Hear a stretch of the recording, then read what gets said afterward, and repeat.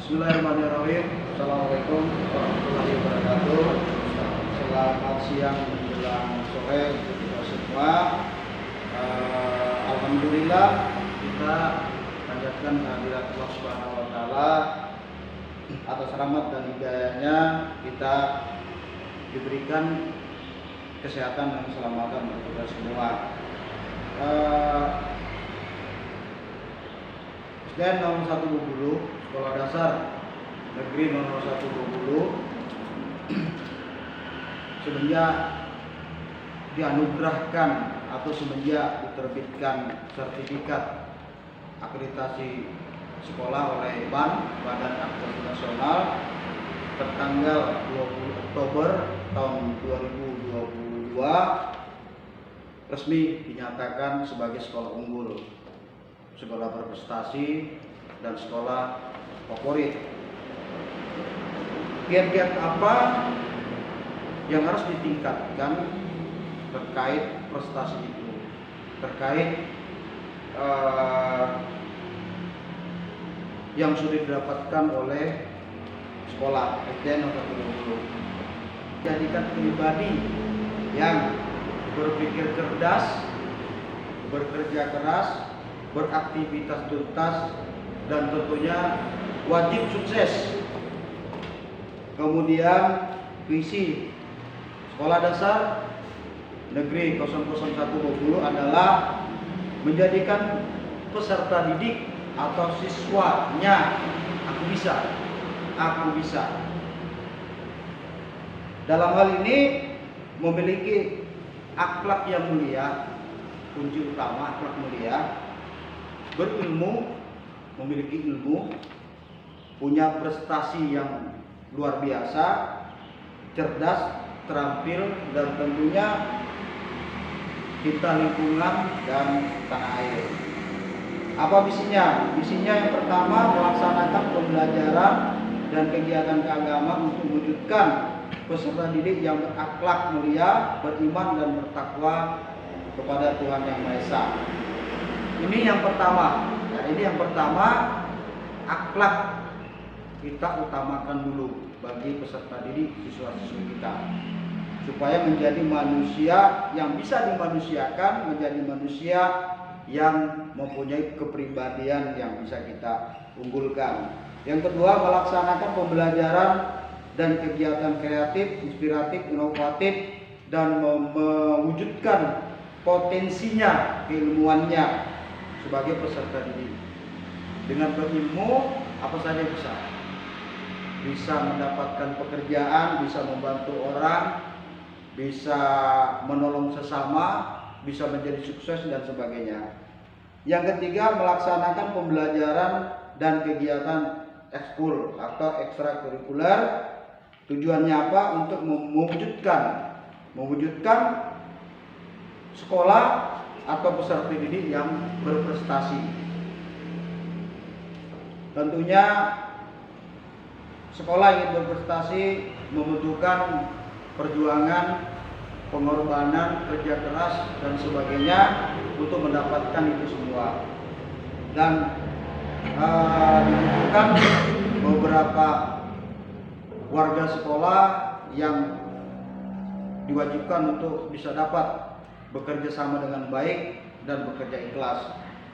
Yang keempat, mengembangkan bakat dan minat peserta didik untuk mewujudkan peserta didik yang cerdas, terampil, dan cinta tanah air.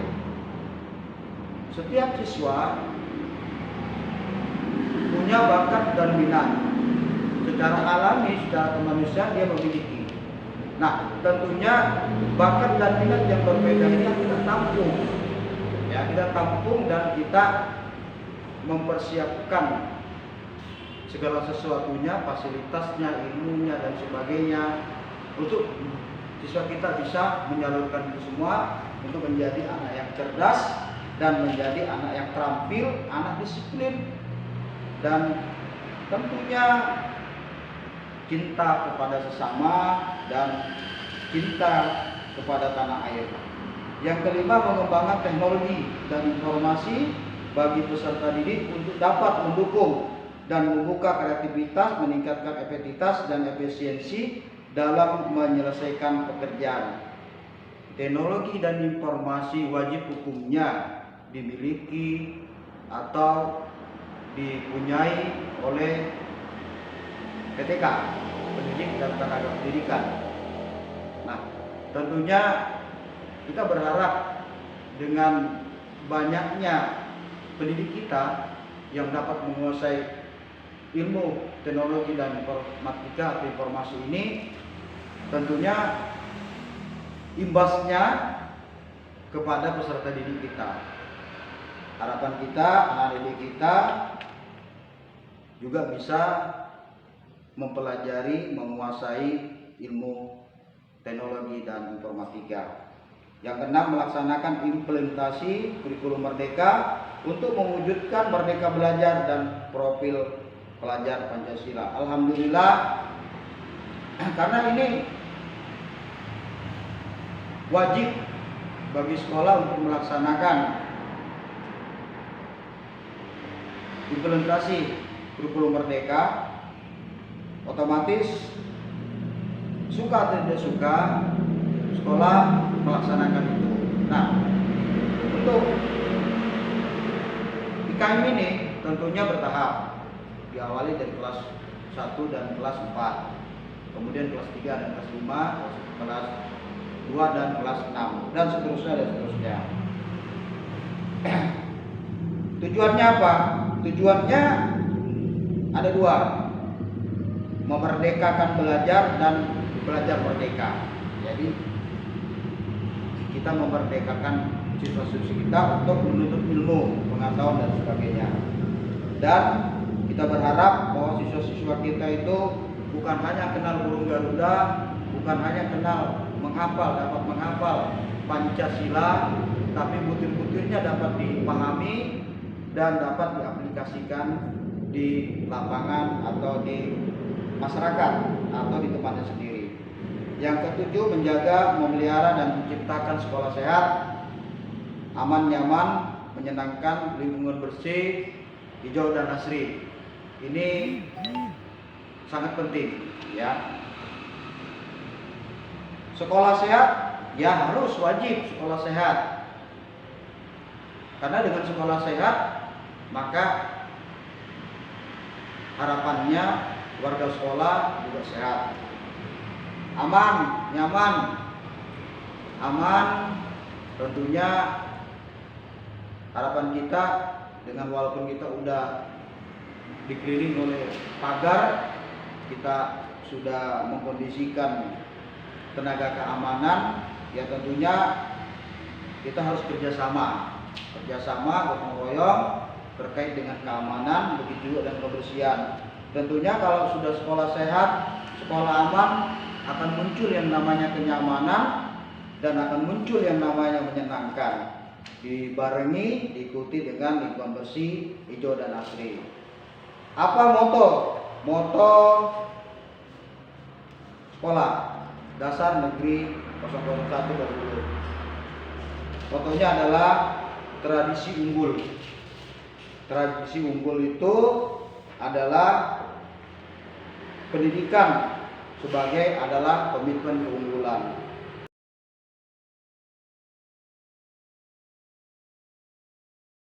Yang dimaksud unggul itu semua warga, ya semua warga. Unggul pendidiknya dalam hal ini guru, unggul siswanya atau peserta didik. Jadi keduanya ini harus unggul, ya ditambah dengan pimpinannya atau kepala sekolah. Nah, tentunya perjuangan harapan untuk menjadikan sekolah unggul, mempertahankan dan meningkatkan atau melanjutkan itu sangat berat. Dibutuhkan hal-hal, unsur-unsur yang urgen untuk mewujudkan atau mensukseskan sekolah unggul itu. Bagaimana sekolah, program sekolah, baik proses dan tindak lanjut dan program yang akan datang. Untuk tenaga PTK, pendidik dan tenaga pendidikan, guru dan staf ini sudah kita paketkan, sudah kita kemas. Ya, kita berharap guru itu keprofesionalismenya, guru dan staf itu dapat mengembangkan diri, baik formalnya maupun non formalnya. Yang kedua, guru dan staf itu dia juga harus aktif dan kreatif terkait dengan topoksi tambahan. Contoh, sekolah membutuhkan tenaga skill dari guru untuk sebagai kegiatan ekskul, pramuka, UKS, olahraga, PMR, seni budaya, seni tari, dan lain sebagainya. Yang ketiga, guru diharapkan juga harus aktif mengikuti kegiatan-kegiatan sebagai topoksinya untuk mengembangkan diri, untuk mengembangkan sumber daya manusianya, yaitu melalui kegiatan kelompok-kelompok kerja guru atau yang disebut dengan KKG. Yang kelima, kewajiban seorang guru adalah memberikan bimbingan belajar. Bimbingan belajar ini harus wajib dilaksanakan karena tidak semua siswa itu memiliki kemampuan sama. Ada yang pandai, cerdas, ada yang hasil evaluasinya nilainya bagus, ada yang tengah, bahkan ada yang memang perlu diadakan les bimbingan belajar. Bahkan sering terjadi di sekolah itu kita menemukan siswa-siswa yang terbelakang. Nah, ini harus diklarifikasi, harus dievaluasi dan direkap siswa-siswa mana. Kita menemukan 2 atau 3 siswa kita yang betul-betul untuk ditangani secara serius atau urgen. Ayo silakan adakan yang namanya remedial khusus untuk siswa kita yang mengalami seperti itu. Kemudian nggak apa-apa sekali-sekali atau beberapa kali kita refreshing, mengajak guru-guru kita, staf kita untuk anjang sana atau studi banding kepada atau bertujuan ke sekolah-sekolah yang memang sudah lebih baik, sudah lebih unggul, sudah lebih terfavorit. Belajar kepada sekolah yang lebih baik, sekolah yang lebih unggul dan yang lebih maju dari kita itu lebih baik. Kita mengambil positifnya, mempelajari positifnya, bawa ke sekolah.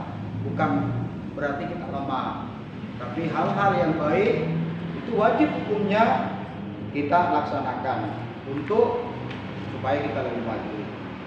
Kemudian SDN 01 Bobulu seringkali melaksanakan in-house training (IAT). Tujuannya apa? Itu semacam pembekalan pelatihan kepada PTK kita apa yang menjadikan kelemahan sekolah. Contoh kelemahan sekolah terkait dengan teknologi dan informatika atau informasi. Itu kita jadikan temanya untuk kegiatan-kegiatan tersebut. Sosialisasi harus ya. Sosialisasi terkait sekolah unggul terhadap PTK, terhadap warga sekolah, terhadap orang tua atau wali siswa. Ini sangat perlu disampaikan, sangat perlu disosialisasikan kepada mereka sebagai orang tua siswa atau wali murid.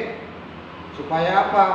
Supaya bisa bekerja sama dengan baik, bisa saling mendukung dan saling mensupport apa yang menjadikan tujuan sekolah.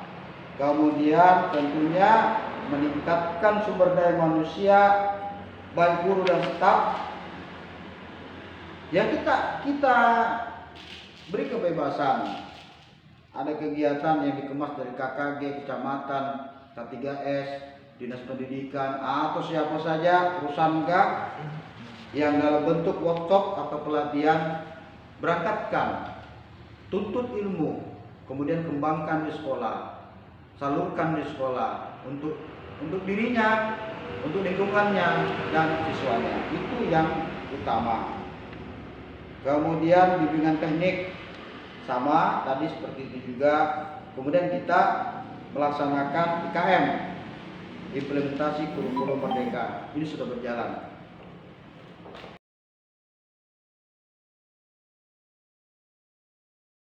Untuk Sapras, sarana dan prasarana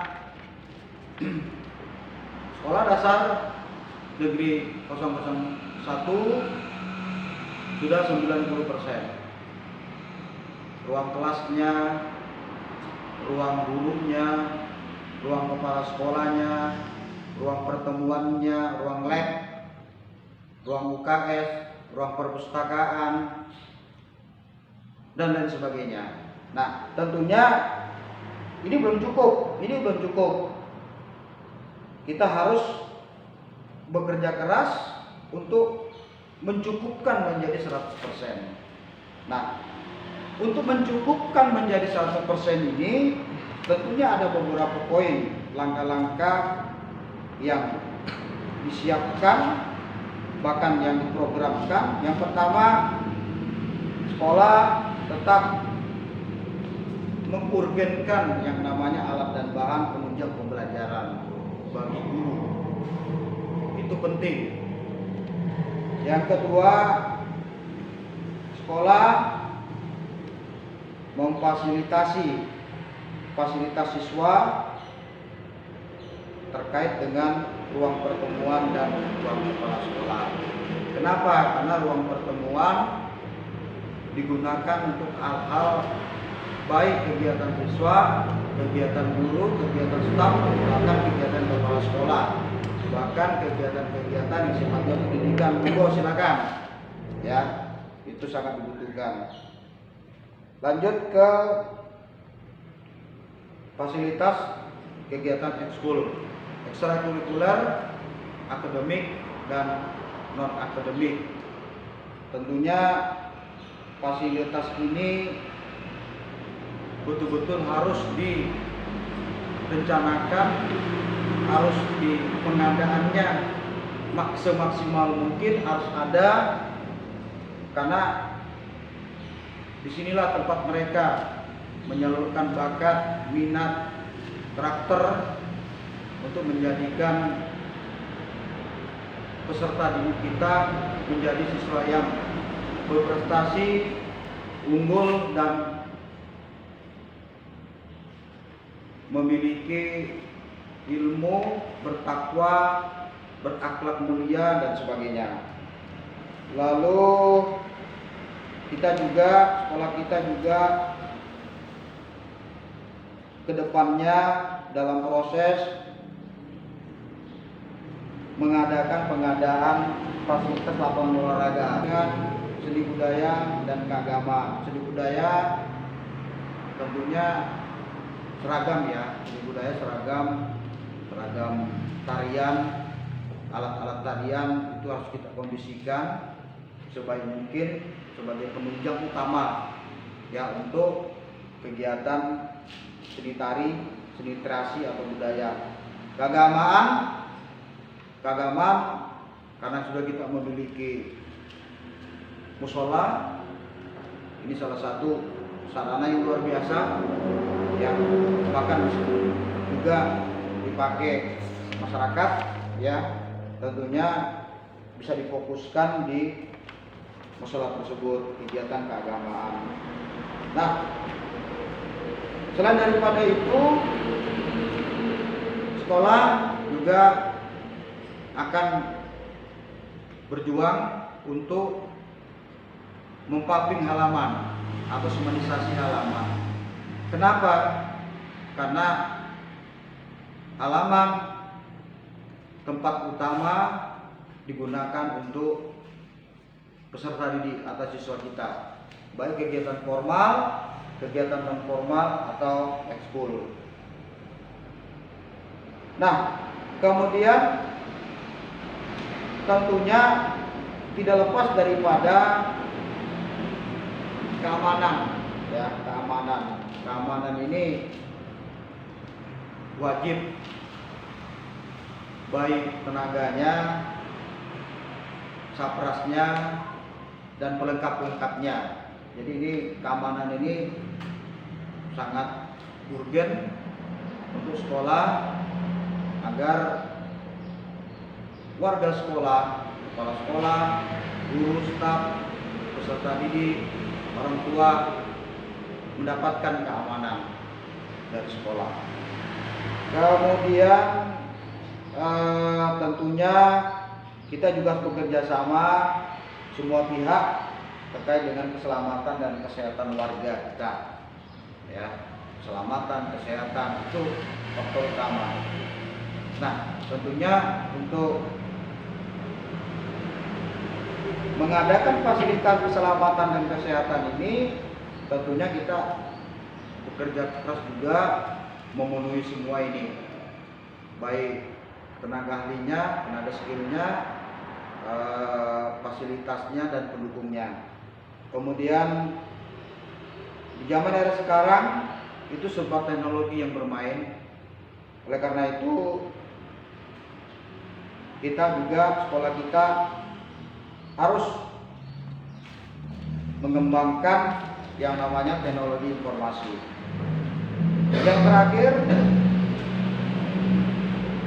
Yang terakhir sekolah bekerja sama dengan seluruh PTK, warga sekolah, termasuk orang tua siswa atau wali siswa, dan kita melibatkan semua tiga perusahaan dan yang lainnya untuk pembangunan atau pembuatan gazebo. Nah, untuk gazebo ini strateginya, rancang bangunnya adalah 4 tahap. Tahap pertama kita sudah dapat menyelesaikan tiangnya. Tiangnya sebanyak 12 tiang. Tahap kedua, rancang bangunnya adalah gelagarnya dan lantai. Kemudian tahap ketiga, tiang dan atap. Tahap keempat adalah finishing. Ya, finishing itu nanti termasuk dengan desainnya di situ, masuk dalam desainnya. Harapannya ini terwujud di tahun ini, terwujud. Kalau toh ada terkendala, ada hambatan, maka perjuangannya, harapannya di tahun 2025. Harapan kami di sini gazebo tahun 2023 terwujud. Tapi kalau ada terkendala dan sebagainya, kita maksimalkan di tahun 2024.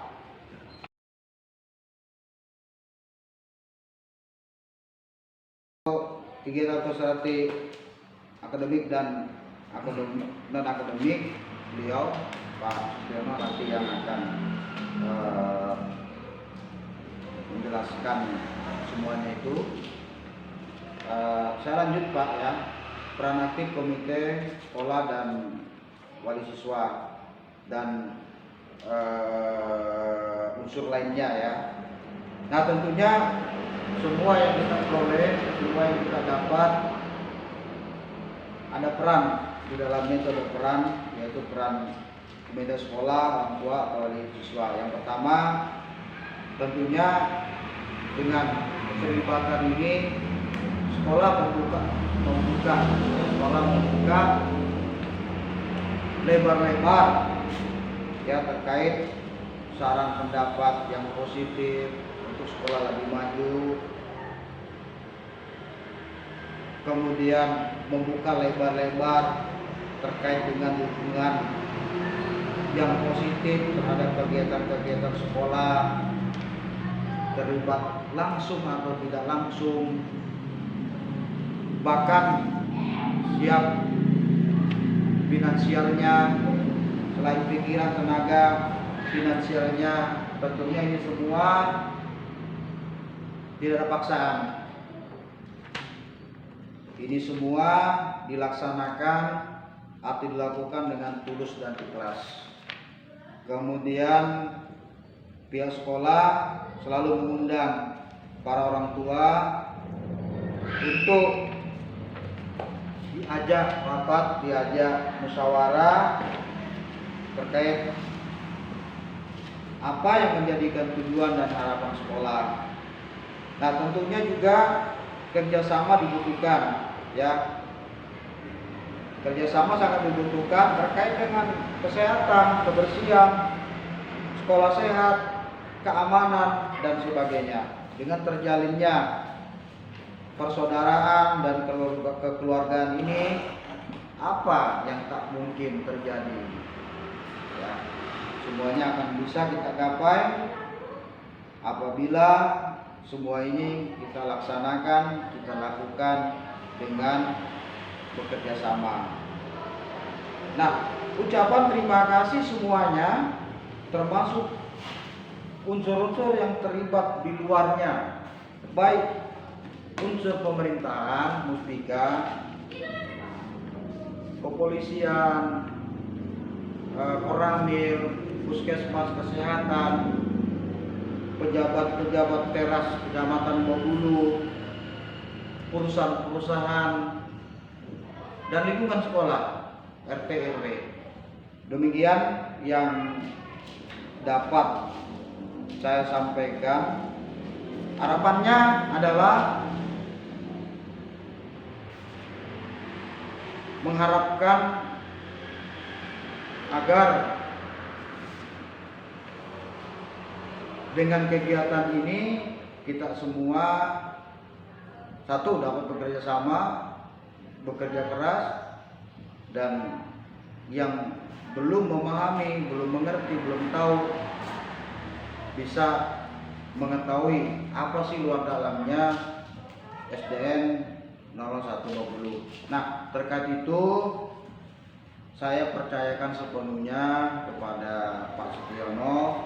Beliau adalah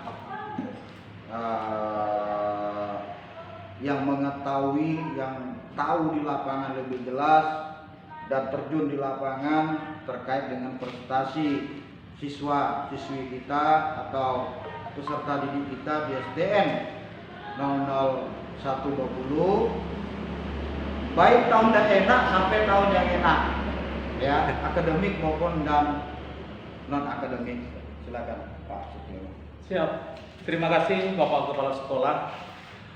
Demikian tadi paparan dari Kepala Sekolah SD 01 Bawulu, Bapak Sahril SPD MMPD, yang mana beliau tadi telah memaparkan dengan jelas visi dan misi SDN 01 Bawulu. Kemudian tentang kebijakan pemerintah dan kebijakan sekolah yang dituangkan di dalam RAPBS. Untuk itu giliran saya dipercaya oleh Bapak Kepala Sekolah untuk menyampaikan tingkat keberhasilan akademik dan non-akademik atau co-kurikuler dan ekstrakurikuler yang pernah diraih oleh SD Negeri 01 Bawulu. Baik secara rinci dan detail, kita saksikan di belakang kita, di belakang kami, piala medali beserta piagam penghargaan telah ada di depan kita semuanya. Namun secara tertib administrasi juga akan disampaikan secara tertulis di hadapan kita semuanya sebagai bukti bahwa prestasi ini ada di SD 01 Bawulu. Yang pertama ingin kami sampaikan tentang prestasi akademik. prestasi akademik di sini telah mencapai sebanyak 25 perolehan piala dan medali serta piagam penghargaan, mulai dari tingkat sekolah, gugus, kecamatan, kabupaten, provinsi, hingga tingkat nasional di berbagai instansi penyelenggara tentunya. Ini dari akademik. Salah satu yang pernah dicapai adalah LBS Matematika, itu juara 1 tahun 2004, tingkat kecamatan, tingkat gugus. Kemudian sekolah sehat ini dalam lomba tertulis pernah diraih di tahun 2004, ini tingkat kabupaten dan dilanjutkan ke provinsi. Kebetulan kepala sekolah ketika itu ada Bapak Namsia. Kemudian FLSN membaca cepat, itu juara 1 di tahun 2014, tingkat kecamatan dan dilanjutkan ke tingkat kabupaten. Sehingga apabila saya sampaikan, saya bacakan, mungkin waktu yang terbatas, dan 25 akademik telah tercatat di dalam logbook yang dimiliki Edenol 1 tentang prestasi akademik. Berikutnya adalah prestasi di non-akademik atau ekstrakurikuler. Di non-akademik ini sekolah telah memiliki kebijakan 4 ekstrakurikuler yang dijembatani oleh semua kepala sekolah yang telah memimpin Edenol 1 Babulu. 4 non-akademik itu antara lain adalah pramuka, kemudian olahraga, agama, dan gerak jalan. Ini keempatnya adalah favorit SD 01 Babulu yang menjunjung tinggi keunggulan non-akademik di SD 01 Babulu. Mari kita rinci secara detail bahwa gerakan pramuka memiliki perolehan piala dan medali serta piagam penghargaan sebanyak 110 medali. Mulai dari tingkat sekolah, gugus, kecamatan, kabupaten, provinsi, hingga ke tingkat nasional. Ada 2 siswa kita yang prestasi ke tingkat nasional, yaitu Ananda Mas Reha dan Ananda Mujriyadi. Tingkat SD memiliki kecerdasan di atas rata-rata melebihi anak SMP. Sehingga ketika itu di tahun 2006, Jambore Nasional di Jatinangor, Jawa Barat, dia memiliki tiket khusus anak kedua ini karena juara umum tingkat kabupaten.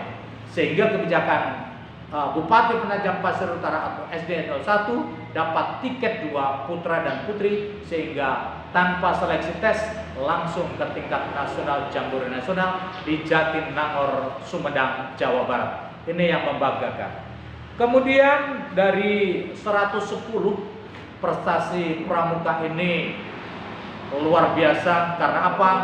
Tentu di antara mereka, di antara guru-guru memang layak untuk mencapai non-akademik itu.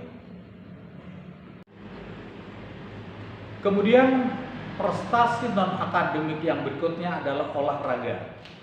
Secara rekapitulasi perolehan medali, kemudian piala dan piagam penghargaan untuk olahraga sebanyak 36 cabang yang pernah didapatkan dan diperoleh dari peserta didik kita, mulai dari tingkat sekolah, gugus, kecamatan, provinsi, kabupaten. Ini telah terukir semuanya. Kemudian yang terakhir kemarin medali emas didapat dari cabang olahraga pencak silat tingkat provinsi dengan 4 medali emas, 5 perak dan 4 perunggu tingkat provinsi Kalimantan Timur. Ini yang membanggakan kita. Jadi total untuk kegiatan olahraga prestasi siswa adalah sebanyak 36 perolehan. Kemudian yang berikutnya adalah prestasi non-akademik dari bidang studi agama. Dari bidang studi agama sebanyak 13 perolehan piala dan medali serta piagam penghargaan. Untuk kegiatan keagamaan ini juga sama, diperoleh dari prestasi tingkat sekolah, gugus, kecamatan, kabupaten, provinsi. Dan yang membanggakan SD 01 adalah tingkat provinsi, tingkat nasional. Kita telah memecahkan rekor nasional. Anak kita yang bernama Hadi Rosadi ini telah mendapatkan penghargaan tingkat nasional dalam rangka Musabaqah Tilawatil Quran di Bangka Belitung tahun 1995 dengan juara 1 yang dilaksanakan oleh Departemen Agama Republik Indonesia. Ini sangat luar biasa, membanggakan ya. Jadi untuk prestasi agama di non akademik tadi ada sebanyak 13 perolehan medali. Kemudian yang terakhir adalah penunjang dari non akademik prestasi dari 1 Babulu adalah gerak jalan. Gerak jalan ini mendapat 35 perolehan piala dan medali serta piagam penghargaan dari tingkat sekolah, gugus, kecamatan, kabupaten, bahkan tingkat provinsi. Demikian laporan singkat tentang non pendidikan. Dangkan. Memang bisa didamping. Lanjut.